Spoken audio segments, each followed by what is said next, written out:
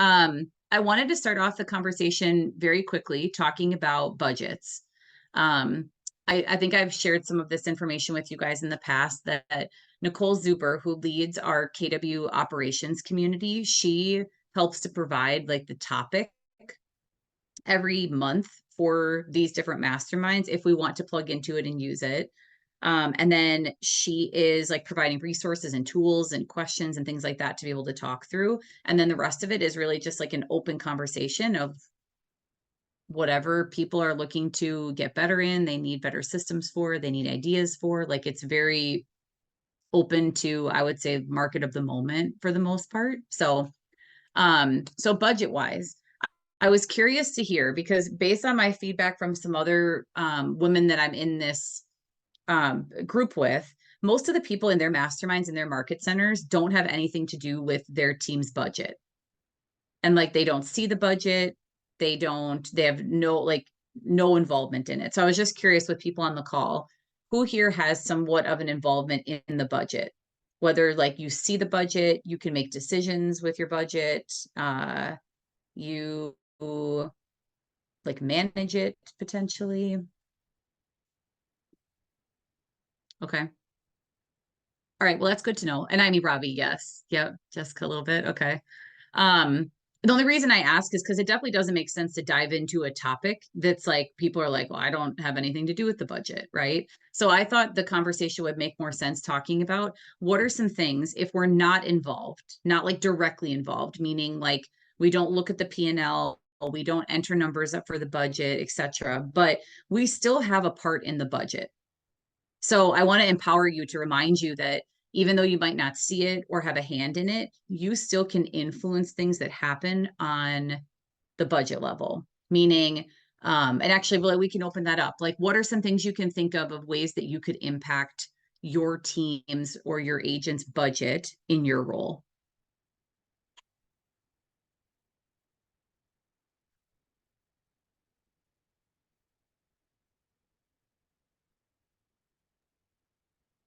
We'll see if I can get I through guess this without I'll, coughing to oh, death. sorry, go ahead, Robbie. I was going to see if I can get through this without coughing to death. For some reason, I'm coughing to death today. But I think a lot of it can, if you're not like hands-on with it, can just be seeing things that can be better and where you can save some money on things. Like, perfect example is like we just canceled our stamps.com because we were paying $20 a month and we're not sending, you save 3 cents per stamp. And when you do that math, it's like, are we sending out enough stamps that it's worth this $19.99? So it's definitely like looking at little things where you're spending money and knowing where you can save money. And then also kind of just knowing what's happening in the business and being able to like point out like, hey, we had a really bad April. Like we have an event coming up in July or something, there might be something we need to do to save money there, or we need to maybe, I know not this year, but last year we actually eliminated an event because we were like, this is not fiscally responsible right now. So those are some things. Yeah. No, that's a great, I'm honestly, the stamps.com example is a perfect example because that's not huge, right? You're not like changing CRMs or, but that's a small thing, but you figure over the course of a year, that's probably a couple $1,000s potentially that you just saved your organization, that your organization can now put back into something else that would have a better ROI or create better leverage for your team potentially, or whatever, whatever is important to your team. So that's a great example. I love that. Amy, what were you thinking? Going off that, I agree. I was gonna mention just trying to, anytime we get anything farmed out, I try to get multiple quotes to see what our best price point is going to be. So for example, we always send out postcard invites, and I really didn't like the provider that we first used. And so, I got some quotes and I really love who we're using now. And I think they're a good price point and they're totally worth every penny that we spend there. I'm also like really frugal as a person when it comes to, like, I'm in charge of buying stuff for when we do our pop buys or when we do events and things like that. So just doing my research on Amazon or the dollar store or whatever to see, put together some different ideas of things that we can do and like what's going to look the cheapest, or not look the cheapest, what's going to be the cheapest, but look the nicest. Yeah. And then like same thing with events too, just kind of shopping around and seeing like how can we make a great event, but pull it off on a friendly budget. And then also with events, like not being afraid to ask for those sponsorships, because that will say that has saved us like a few $100s. It doesn't hurt to ask, like, hey, if we put your logo on our postcard and our signups and our website and whatever, would you be willing to be one of our sponsors? So that helps as well. And those are just the ideas that come to mind right now. Yeah, those are great, Amy. That's perfect. I mean, again, if you figure, let's say your team has a budget of, or if they looked at last year and they spent a total of 10 grand on events, let's say, and then going into the next year, you did the same events, but you found sponsors and now it only costs you 5 grand to do events. I mean, that's awesome when you think about it. And obviously that can, that could be scaled depending on the size of your organization, but that's how we can impact the budget. So I really, the more I was thinking about this, and really the conversation that Nicole had us talking about was like in the budget and in the weeds of the budget. And I'm like, if they're not in the weeds of the budget, this conversation is pointless. But it's like empowering you to remind you that you do have a lot to do with the budget. It's just looking at it through a different lens. So any tool that you use as like in your role, don't be afraid to even ask, like, why do we use this tool, or why do we use this? And it's not coming from a place of criticism. It's coming from a place of just understanding, like, I'm just curious, why do we use this company for these postcards? Because your rainmaker might be like, I don't know, it was in command and I just used it.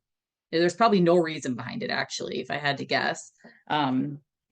Ease for the most part, probably, or just something they've been used to doing. So don't be afraid to challenge some of the things that you're currently doing if you have another solution that could save your organization money, time, energy. I mean, so any other thoughts on budget stuff at all? I know it's not like the most fun topic, but it is really important. There's no doubt about it.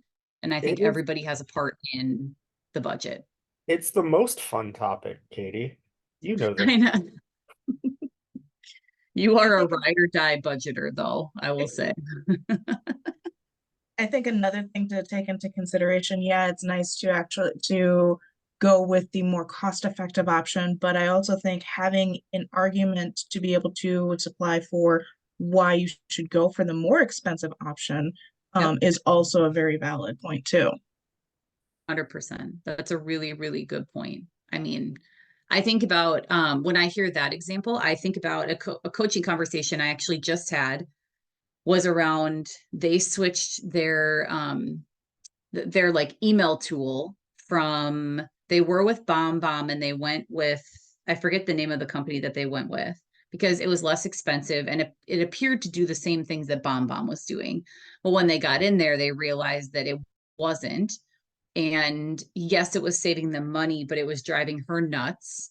And she was like, this is not worth it. Like, this is way more time and energy. I'd rather just pay for BombBomb and know that it's done and I can focus on other things. I'm like, yeah, because your time is also part of the budget, when you think about it. So yeah, that's a great point, Jessica. Love that.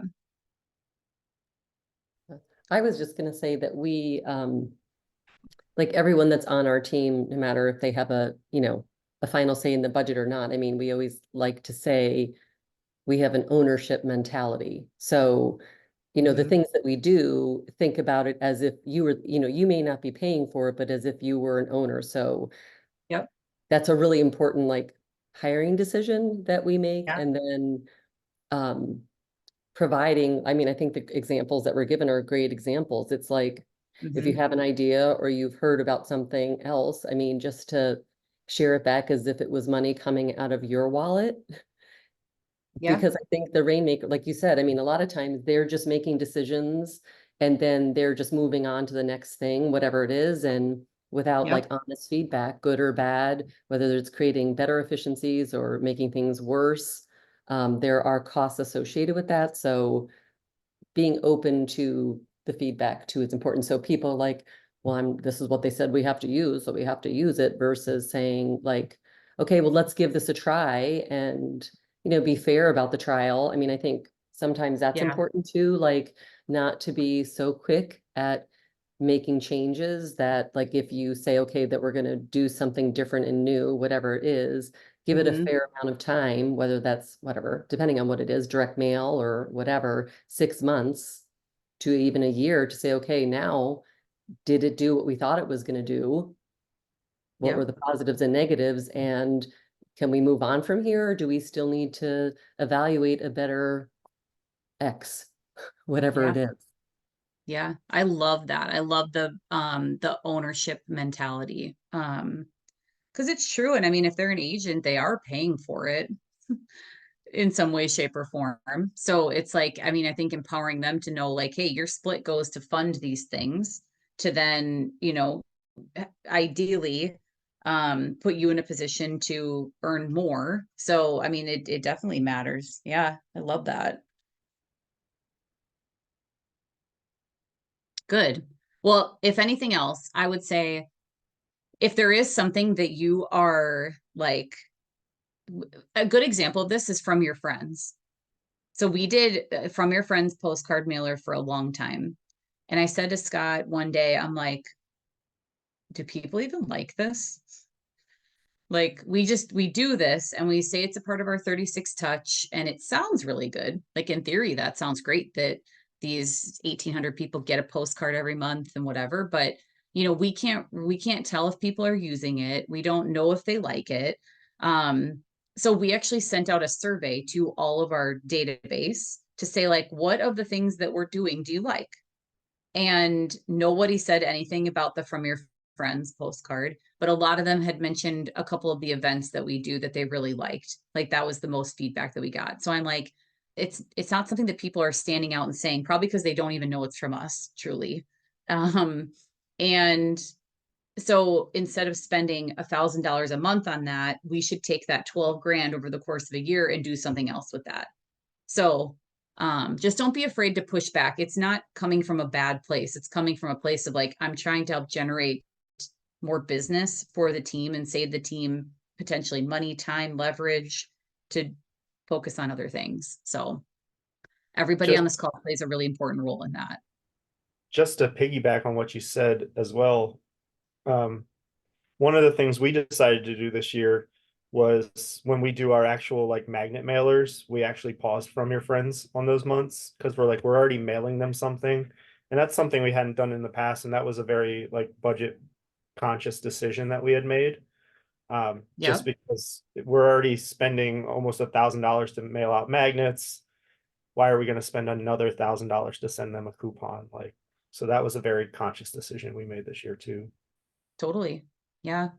But it really does require somebody to slow down to think like that because people are moving quick. So there is something to be said for things that are easier, things that you've done in the past that are kind of just on autopilot. But, as we're looking at where we're spending money, it is really important that we're actually taking the time to think about some of those things too. So,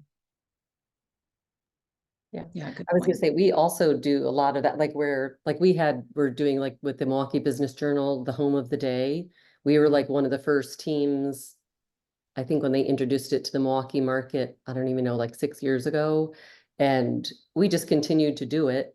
And it, whatever, it wasn't that like $500 a month or something like that. And for the types of properties we have, it made sense to be a part of that prestige brand, if you will, and amongst those top teams that are selling in the luxury market. But I mean, over time, it just became, I don't know, watered down, less and less obvious whether it was working or not. Then it became a nuisance.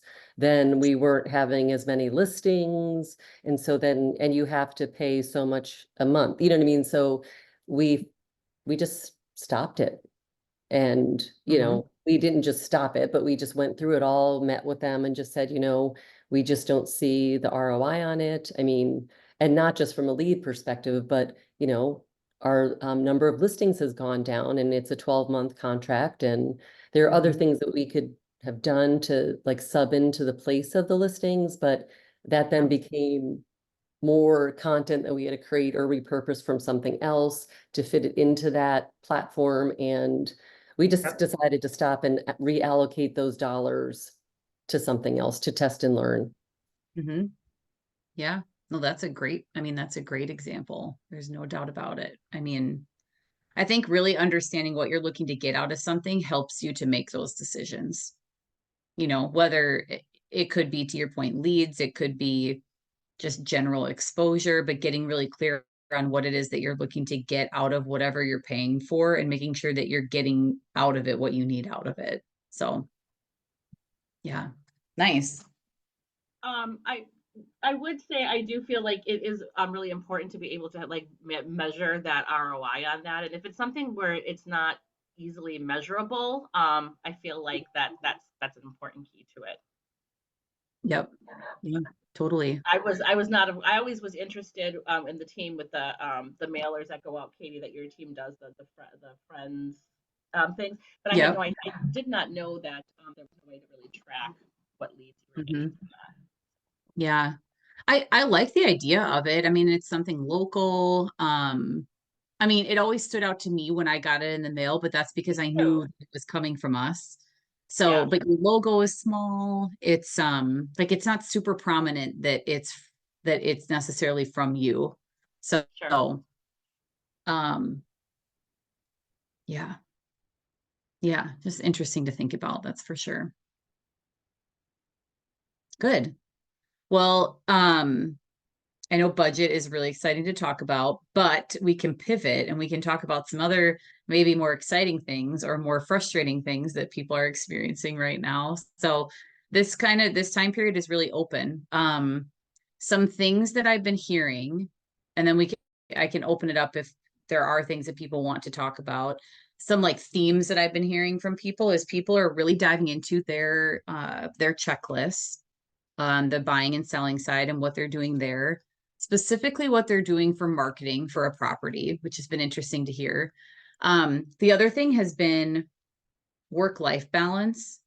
So people taking time off and like not bringing their computer with them on their time off, and turning off notifications and stuff like that. That's another big topic. And generating referrals as an ops person, and not generating referrals from like current transactions, but like your own sphere. So I'd say those have been like the three things that have coming up in like a lot of coaching calls and other masterminds that I've had the opportunity to be in. So I don't know if any of those are an interest to this group, or if there's something specific that somebody on the call wants to talk about or mastermind on, but we can kind of open it up. All the above. I saw a lot of head shaking about the like the work-life balance part. A lot of like smiles and maybe some tears. You can't see those on Zoom, but It's definitely on my mind today, as I am trying to get to an event at around 5:30 today, and usually I try to cut it off around 5. Mhm. So it's on my mind today, and thinking there's got to be a better way to get some balance for sure. Yeah. Yeah. Well, and the reason I that was this came up. on Oh, go ahead. No, go ahead, Amy. Oh, I was just gonna say, I was on one of those pivot shift calls with James Shaw this morning, and that is exactly what that was exactly the topic that they were talking about this Awesome. morning, is like people suffering from burnout and how do you take time off. And just some good takeaways were to really set limits for yourself and let your team know, like, hey, I'm not available past 5 p.m. or 7 p.m. or whatever your time frame is that you're comfortable with. Or like, hey, I don't work on the weekends unless it's an emergency, and I turn off my phone notifications after a certain amount of time. So like, if you really, really need me, like, here's the best way to reach me or get in contact with me. And that's more kind of like the daily and just being really clear with your team about what your expectations are for them.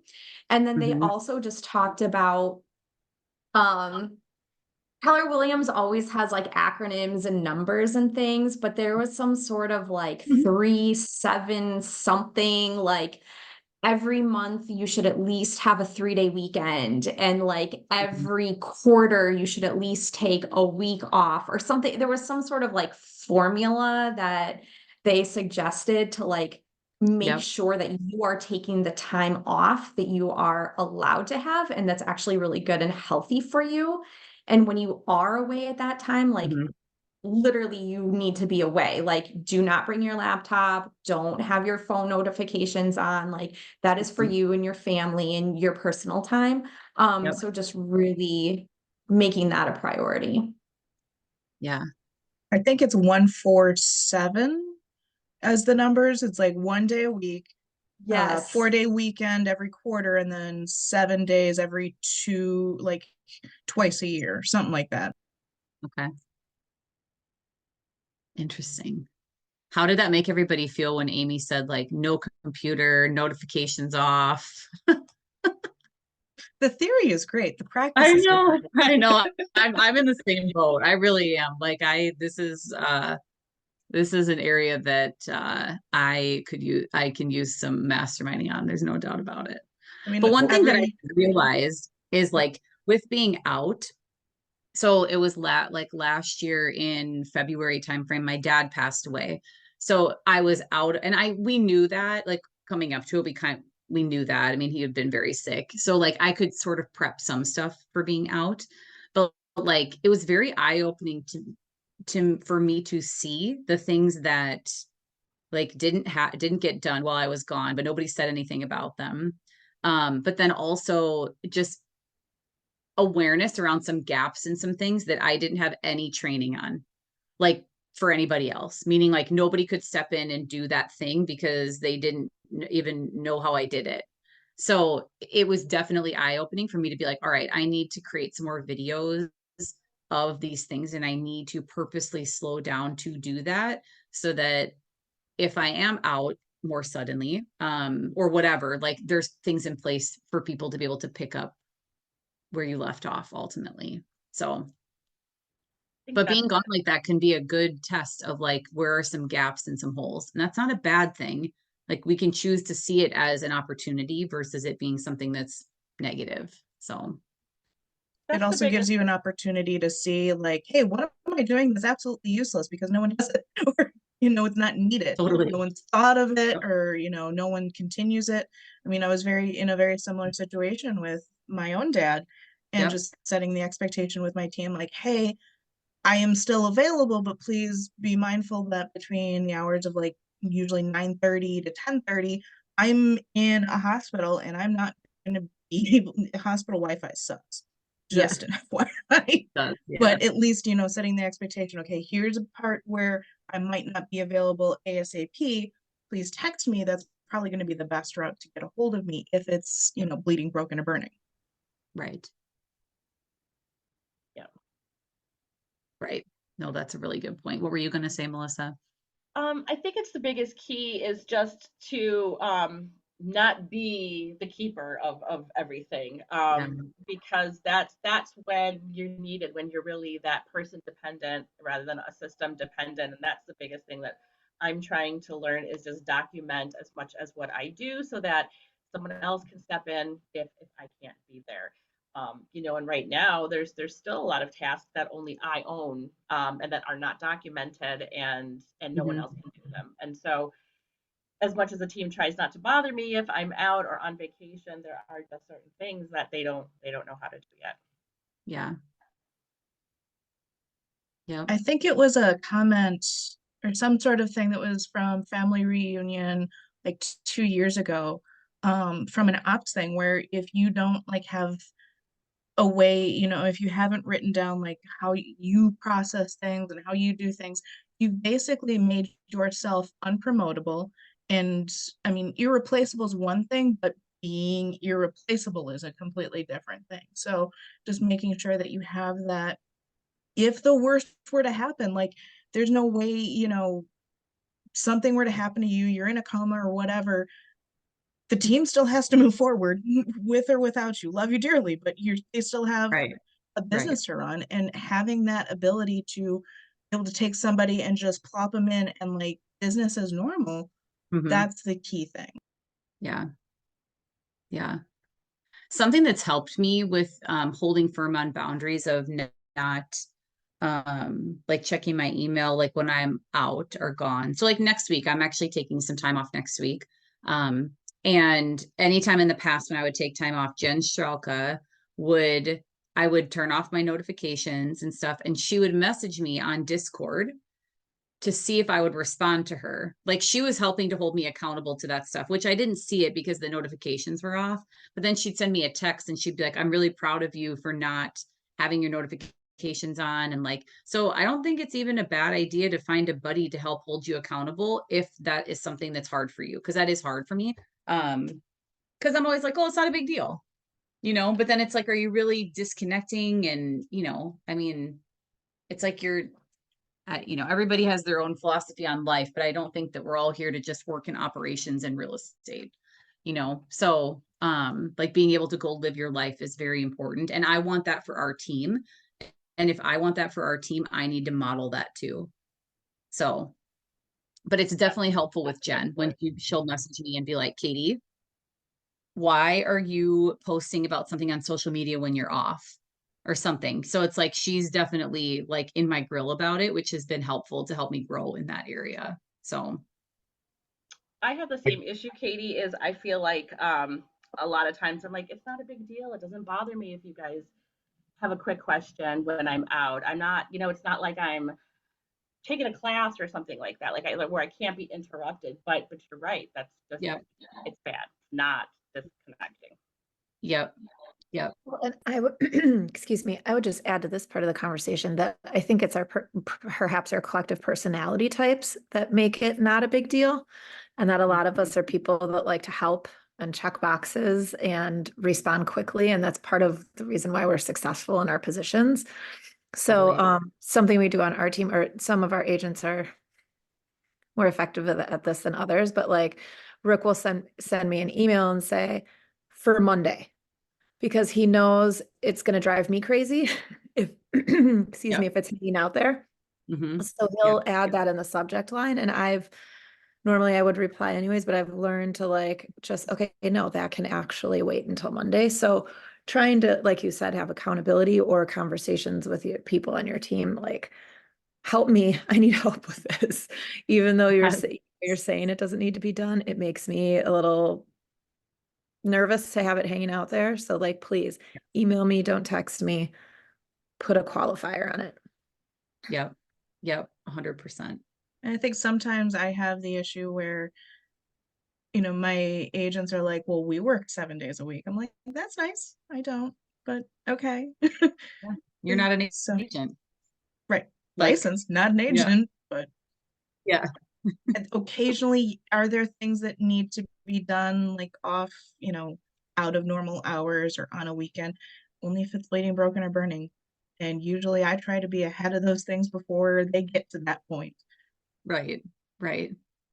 Yeah. I would love if someone said that to me. I'd be like, well, that's a choice. Nobody's forcing you to be a real estate agent. Like you're choosing to be a real estate agent. That's on you. Yeah. But I could see people saying that or thinking that, maybe not necessarily saying it. So something that, I legit get yelled at by Dawn if I work after hours. She's like, why are you working right now? And it's been, and the beautiful part for us is like before I got here, the Kim on my team, she did transactions. So like if I actually do take vacation, like she knows exactly what needs to be done. I think in the beginning we had a few hiccups about like files on my desktop that weren't in the cloud. But we worked through all that and we're like, let's put these things here so that way, the buyer agency that was signed 6 months ago and now they haven't accepted offer while you're on vacation and I need that. So like working through some of that stuff, but that was easy. Yeah. No, that is very true. I mean, having people that are cross-trained, I think is very beneficial. There's no doubt about it. And that's hard when you don't have people to be like to cross-train. You know what I mean? Like that in and of itself is kind of its own issue. But ultimately, I mean, if you don't, then it would be your rainmaker. I mean, that's how I would see it anyways. So, but I love that Dawn does that, because to me, that sets a precedent as a leader that that's what they expect. So like, I feel like Scott is really good about this too, but even when he was in Europe a couple weeks or a month or so ago, and he was messaging the team, and I was like, dude, go enjoy yourself. Like things are fine here. You don't need to do that. You don't need to post in Discord or whatever. Like go enjoy your time. Because ultimately that sends stuff like that sends a message to the rest of your team without talking, you know. And if we really want to be a culture that we want agents to come here so that they can take a vacation and things are covered for them, we need to model that too.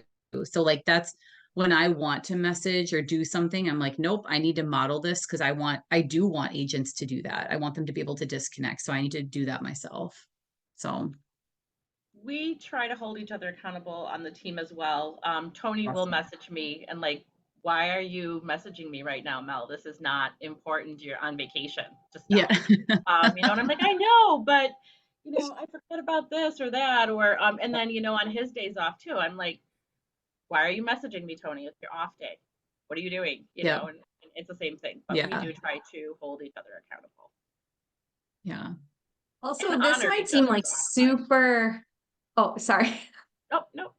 I was just gonna say, this might seem super obvious that probably everybody just does this anyway, but if you're out of town on vacation, to put like your email, you know how you can, what is like the out of office email? To Yep. always put like the date that you're returning, that people can expect to hear back from you by. And then like in case of emergency, if you need something before this date, contact, you know, whoever it is on your team. Obviously make sure you talk to that person and know they're kind of like on call as your backup, but that way, like you can kind of rest assured knowing like people are aware you're out until this amount of time. If something crazy happens, like there is another person that they can talk to. Yeah. I used to do that as well, like on my dad's chemo days, like between the hours of this and this, please be mindful that my response will be delayed. If it's an emergency, please call or text me. But please note that this is the time, these are the times that I'm not going to be right in front of my computer because it's 40 minutes to drive one way. Yes. Yeah. Well, yeah. And I was going to say too, sometimes breaking our own bad habits, right? So if you can't go cold turkey, so like if you have a habit, which I do, of course, I think most of us do, like checking things after hours and responding to them. I mean, even if you sent it as a scheduled response for the next morning, because then you feel like, okay, well, it's off my plate now. At least it's going back in the morning or at a different time so that people aren't now expecting you to respond at 9 o'clock at night. So I know that that's, and for me too, like when I'm trying to communicate with other people that I manage on our team, I try to be really cognizant of like, oh my gosh, why did I send that email at 9 o'clock at night? Like, I don't want them to feel like they need to respond to it. So like either putting a qualifier in there or getting better at scheduling it for the next morning, you know, so because again, I mean, you all said this, but like modeling that behavior comes from I mean, leaders, obviously the culture that's set, but then the way we all behave either reinforces it or negates it like regularly. So just, you know, if you still have to do it for yourself because you feel better, like before I go to bed tonight, there's like a couple things that I just wanted to get done. And because you'll sleep better, that's like a mental health thing. So then schedule it so that it arrives at 7:30 in the morning instead of at 9 o'clock at night. Kathy, I do that a lot. I schedule my emails, and so it's a joke with my team because they know because I got into the habit of doing it like an hour before I would typically start, so I'll schedule them for like 7 a.m. or 8 a.m. to go out, and so they know when I'm doing that. They're like, "Oh, we see that you must have been sending out emails last night, and scheduling them for the morning." That's awesome. That's funny. That's great. I love doing that. That's very helpful to me in my mental health. Well, and it was funny, you know, who did it to me was our bookkeeper. I mean, she is super regimented and we wouldn't be where we are today without her. but she has like very clear, like on the bottom of her email, like she has a little disclaimer that says, I don't live in my email, all that stuff. And I know FRG, like we do business with you guys too a lot. Like we see those things, if this is coming in after hours, this is when you can expect to receive a response, so I think that that's good. But I was like, look she's doing such a great job still, and she's not responding at 9 o'clock at night. Yep. It's whatever, who said that? I love that. If it's not burning, bleeding, broken, or burning, I'm like going to start using that. But it was like, she's such a hot valued part of our team, but she doesn't work around the clock. So why do I think I need to? To prove my value? Right. It's not necessary. So anyway, she's the one who taught me. I was like, everything gets scheduled. I'm like, and we've been working with her for years. So obviously that's she's doing awesome. something right.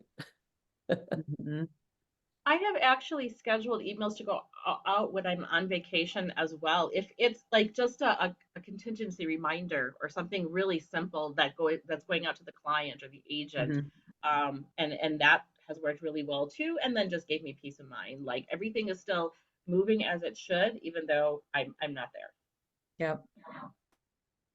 No, that's a good point. Well, and I love what you said too, Sarah, about having like communicating in a way with people around you that like they kind of know your personality style. So even last night, thinking of the example you shared last night, I was working on, not last night, it was like 5:30. So that's not even that late, but I work early in the morning. So I'm usually done by like 4-ish to go pick up Mason. But our agent partner, Dawn, so she's done at 5. And I know that the time from like 5 to 7 is really important with her husband because she's expressed it many times. And so I was working on some stuff in Command and I was messaging her on Discord, but I said to her, I said, this is not for you to respond right now. I am just like brain dumping right now of a few things that I'm doing in here so that you know that I did them in Command. Like go enjoy time with your husband. I'm just letting you know about this. And she was responding to me a little bit, but I was like, Dawn, don't respond to me. Like go spend but I do think stuff like that is important to like preface it, even though I'm doing it right now. I'm not expecting a response from you. So one of the simplest things I actually did to disconnect, and it's going to sound so silly, is I removed the Discord app from my home screen on my phone. So now I actually have to go into the app drawer and find it if I want to go to our Discord. And by then I'm like, I don't need to check this. I do that with social media. I did that with Facebook. That's silly. I think that's a great It actually surprisingly worked really well. Like I used to check our Discord probably 100 times a night when I was off, and now I don't check it at all. Yeah. Because the app isn't looking right at me the minute I open my phone. Yep. This is kind of like a tangential comment or question, but this is very timely because we're kind of struggling a little bit with communication between agents and admin staff and texting versus emailing, and things are getting lost in texts, and it's just becoming frustrating for our administrative team. And I think we're one of the only teams our size that aren't using some sort of like third-party communication system. And like some people are resistant to explore it, but I'm just wondering, and this could be like another topic or another day, or I could message people, talk offline about it, but like how, like I know so many teams use Slack, so many use Discord, so many, and it's kind of like, it's kind of like a text, but also, like not as big as an email, but more official than a text. But, a lot of the commentary coming back is like, we can barely get texts and emails straight. How are we going to have agents logging into another system to communicate? So I'm just curious, like, is that something you started ages ago and it's something that you've just stuck with and it eventually became habit, or what kind of is that experience like? I can kind of attest to that. Our team had the same issue. It was just tasks coming from everywhere and things falling through the cracks and getting missed. And we tried a lot of different third-party Discord, things like that, and we just couldn't get used to that. So we started using Google Chat. And it's been so great because you're in your emails. If you're using Google, you're in there anyways. And so it's just an added area where you can, get messages. And so we create them now for all transactions. And so, any question that you have a question about 123 Anywhere Street, you go into that chat and you message right there. And then we also have support chat. So if there's a buyer agent who's out on the road and needs something drafted, he just goes in that support chat and requests it there. So far since we've been doing that, that's worked for us, and a lot less has been falling through the cracks with that. That's a good, I didn't know you could create chats per address or multiple chats. So that's interesting. Because yeah, we're a G Suite Yeah. group. So that would be not a different platform. That would be maybe helpful.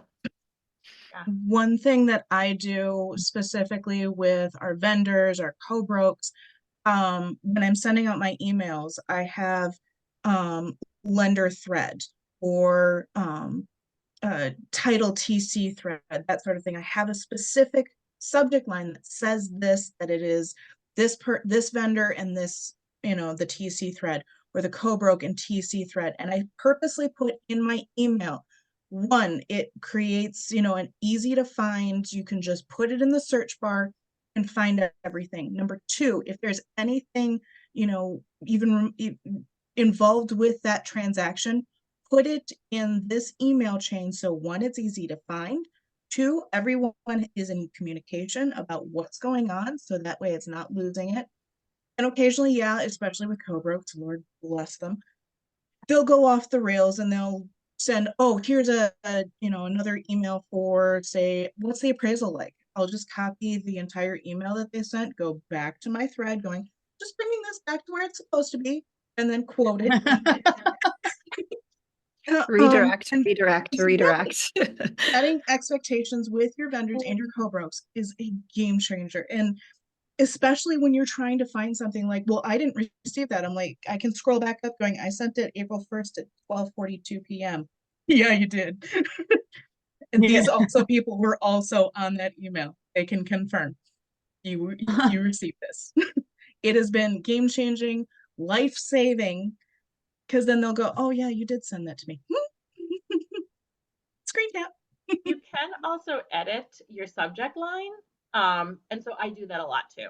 I'll just change the subject line to make it to have my little thread in there or whatever I need in there.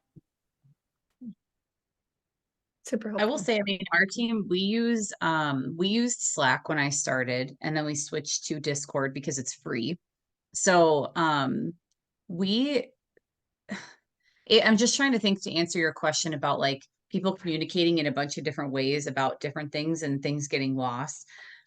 Our team doesn't really communicate via texting for anything unless it was urgent, like super urgent. Otherwise, it's either email or Discord. Discord for us is more like everyday communication type things. Like it really doesn't have anything to do with transactions. We'll post like, oh, we have a new listing coming soon, or here's this, we just put this property live. Here's the link to it so you guys can share it. Or we have a pets channel where like people share pictures of their pets. So it's very, I feel like it's just more a way to be able to like stay in touch with people a little bit easier. But I have seen some teams, and I don't know if Robbie, if you guys do this, where teams will have a specific channel in Discord or in Slack per transaction. So like, it'll be like 123 Main Street, and all the people that are included on that transaction are in that chat. So picture it like a group chat, but in Discord or Slack, and anything about that transaction is being talked about in there. We haven't taken it to a level like that, but we do have specific ones that are around, like just going down the list. We have a new listing one. We have a sales only one. So it's just for us to communicate with the salespeople. We have an accepted offer channel, an open house channel. So, but Like, it doesn't, for seem to be instance, in your overwhelming. accepted, so in your accepted offer channel, that's where you guys announce when you have an accepted offer. Yep. Yep. So that's when like an agent will say, hey, I got an accepted offer, here are the details of it. I had 14 offers. Like it's just more information for the team to know. But then the transaction part of it, all of that is being Right. shared via email then. Yep. Right. Yep. Okay. Yeah. We've So, talked about the idea of doing the by transaction though in a channel. We just haven't gotten to that point yet, but we've talked about it in terms of communication, but not there yet. So your leadership team is on Slack. Mm-hmm. And it took us a while to get everybody on board with it and to actually utilize it. A lot of times it was something would be posted in Slack, but then there were still like side off conversations happening on different platforms. So I think the mindset really around whether or not you're going to do Slack or Discord or anything like that, or even the Google chat, is that it's really a platform for open communication so that everybody gets the same information and you stop Mm-hmm. the game of telephone. And I think when you pitch it like that, it's a lot easier to get people on board because there's a lot of things that happen in our Slack channel that have nothing to do with me or my role, right? I mean, the MCA channel, everything goes on behind the scenes, but I know about it. And so it keeps me engaged with the team, even if it has nothing to do with me. It could become vital information at some point in time, and then just having a channel where like we can all just talk as a group because we don't work in the same office as each other. We don't see each other regularly. I mean, I see Willis like 3 times a year, guys, right? Like in person. Yeah. And so it helps us to actually be able to talk to each other because we're not near each other and there's only so many phone calls you can make in a day. Mm-hmm. And honestly, like group texts drive me up the wall and I hate them and I hate my phone buzzing. So I would just, as an admin, would just prefer to have it on a separate platform where I can go and spend 10 minutes and catch up and read things and respond to what I need to respond and then minimize it and go over here and do some work and then go back into Slack, check Yep. and see what needs to be done. It's not like a constant barrage of communication unless you have your notifications on. Mm-hmm. And we set the tone with it in the beginning with new hires of like, when you're in our world or whatever, if our main form of communication internally is through Discord. And unless it's something that's super urgent, then it's a text message, but otherwise it's mostly through this platform. I feel like adoption of it hasn't been hard, but I didn't come into your point, Sarah, of like implementing this as something new. Like Slack was already in place when I got here, but here, I'll show you an example of what ours looks like here because it's kind of funny. I mean, but I do think it helps with culture. And so this is our like main team chat. And it was our virtual assistant, May, it was her birthday on the 20th. So like people are like they have the best gifts, I swear to you. Discord does like the best like gifts and videos and so and just other like main things. Scott will share if he has like a podcast coming out or whatever, but it's never anything that's like super urgent that people need to respond to within a minute. It's just information, pictures. Like this is May with her family. They went on a little trip. So she shares pictures and stuff like that. So Yeah, and and that's I think and that's all, the last time we talked about using it was during COVID as a way to stay connected. yep. Because I do think there is an interesting cultural element because we're constantly sharing information too, but it's like I love to send a stupid meme, but I'm not going to put it in an email to the team. You know what I mean? So Totally. it's Yeah. a Yeah. little bit more of like it's a little more casual. Yes. Yeah. It definitely is more casual for sure. I have You a don't quick have to worry question. about swearing. Oh, there you go. Yeah. So are these just other platforms to have group chats? I've never heard of them and that's probably sounds really dumb of me, but No, it's not dumb. There are no dumb questions. There really are not. Yes, it's like it's like another way to communicate. It's like I know Melissa, you guys used to use, or maybe you still do Facebook Messenger, Yeah. right? Like I feel like there's so many different ways to be able to chat and that kind of thing, but we prefer Slack because it's like more business for the most part, minus like the gifts and stuff like that. But it's more like team specific is in there, and yeah, texting more just like last minute, more emergency type things, or it's like maybe something personal potentially too. Facebook Messenger though, and it's getting more difficult because now as we have people leave the team, you can't remove Yeah. someone from that. Right. So now we have all these different chats going in Facebook. So I think Yeah. eventually we're gonna have to move it somewhere else.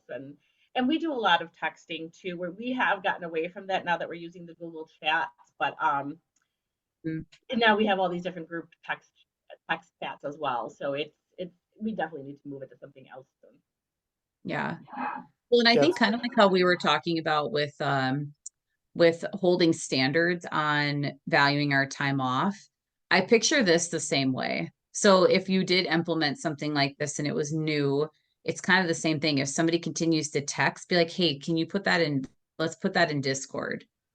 Or you like just continuing to encourage people to do that. Even yesterday, Dawn and I were in the office talking about something, and I was like, hey, just shoot me a message on Discord with that address, because then that will remind me to look this up in command when I get home. So I think it's just continuing to remind people of the way that we want them to behave ultimately. I'll just add to Jessica's question. It's definitely more than a group chat.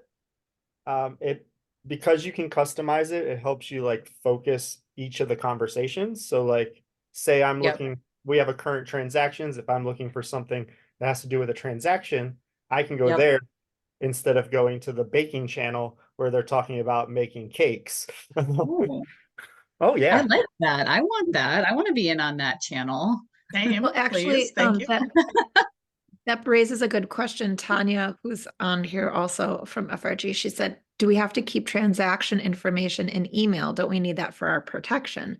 So are you able to, like, if the stuff hits the fan or something, or you need something, are you able to like download those conversations, or is there anything like you worry about being in that versus on an email record? We don't do anything in Discord where we would need that. Like we're not like sharing PDFs or like anything else like that in Discord where we would need that for like documentation or proof of something. Yeah, a lot More of Yeah. so like, hey, a this lot But I of could see some teams do if it is specific, like transaction based, I could see them needing to be able to do something like that potentially. our transaction channels are more for just communication between the ops team and the agents, Ah, not necessarily about like, well, here's the buyer agency for this, or that stuff's still going through email, but it might be like a quick message like from an agent like, hey Robbie, I just sent you a buyer agency, I just emailed it to you. yeah, Something or like like, you know, the seller's out of town Monday and Wednesday, like right. schedule it Yeah. for Tuesday or something like that. Same Yeah. for our for team. example. We're not, Mhm. we're not sharing anything in our Google chat that we would need to really keep track of. Yeah, Mhm. all documents and things like that are still coming through email. Okay. Discord does currently, I'm gonna throw the word currently in there, keep your entire history. Slack only keeps 90-day history unless you pay for it. So Yeah. that's why we moved from Slack to Discord, because Mhm. we have a logins channel, and like obviously that's gonna disappear in 90 days. So Yeah. Yeah. Oh, I right. liked Slack better personally. I liked Slack better, like the functions of it, but Discord was free. So we went with that option. So and that's fine. It's about the same. I mean, in the scope of things, it's fine. But Can I ask a quick kind of random question just about what kind of laptops everyone uses? I need to get a new one, and I'm just curious if anyone has ever noticed or had a computer, the difference between like a 4 RAM and an 8 RAM, and that what would work better, in our role. So I have an HP. The RAM, I mean, in our role, that's not so much, I don't think it's so much of an issue just because Okay. I game on mine, I do my photography on mine and my ops on mine. I need God computers. So Okay. that's where it comes into play. So definitely it's just ensuring that you've got plenty of memory, but you can always get an external memory, or you can always upgrade your memory. So Okay. though Mhm. you can always, for the most part, there's nothing that you really can't upgrade on a laptop or a desktop that, doesn't come standard. So it's just Okay. having the right connections. That's the problem. Okay. I would also say Or to like, delete your downloaded folder like Kathleen showed me. yeah, those downloads really suck up your memory, guys. But I can't beat them. I always choose comfortability when I'm picking out a laptop. And then I never get like the cheapest version of that, right? So like I first go and I literally like stick my hands like I was gonna type a document because that's all I'm gonna do all day anyways, right? Yeah. And so I play with the mouse pad. It doesn't sit near my wrist too much that I'm like opening windows as I'm typing, right? Like really Yeah. get a feel for the comfortability of it. And then Yeah. which is why I don't like Macs because I can't with my hands. And then from there I want something that has a really good memory is more my concern versus like processing Memory speed. rather than okay. I mean, if you get both in a good package, then go for it. But I will tell you, I bought my HP in 2018 and it still like works perfectly. So I'm an HP lover. I've had them all the time, and everyone gives me so much crap about it. And I mean, Mhm. I've had like 5 of them. They're the best to me. Yeah. Okay. I HP personally have plan. a Mac and it's all I've ever used. Okay. So I can compare it to anything. I've never had a Mac or any type of Apple. Oh, I take that back. We did, but I didn't use it. It was my husband. But The one Personally, time I used not a Mac, I broke it, and it was my mom's laptop, and I have no idea what happened, but it literally like exploded. I dropped mine on the ground. It slammed. So now I'm using an old Right. HP, and I need to get a new one. Jessica, Personally, you're not supposed to put the laptop in the microwave, Jessica. Oh my God, I did not do that. That was it. That had to have been it. personally in our role, especially with doing like TC stuff like that, I will never not have a computer that has that numeric keyboard on the side. It makes Yes. data and so Yeah. much easier. I And then agree. I Yeah. always get an external mouse that actually has a roller ball. It makes things so much Oh. easier. Okay. Yeah, I need Whoa, the that keys thing looks- too. Hold that up again. The side. Oh, wow. Wow, look at that. Oh, I need to yeah. see that in person at some point. Yeah. Absolutely. It scrolls up, down, and sideways at the same time. Makes photo editing fantastic, but So it's Willy Wonka's mouse? pretty much. Okay. Well, the laptop I'm using right now is like old and broken. Some of the keys don't work. It's a mess. My past few days have been very challenging. I need to get to the store very quickly. Oh my gosh. That's good. Well, thank you, All everyone. right. Yeah, thank you for being here today. Appreciate it. We'll see everybody in June then.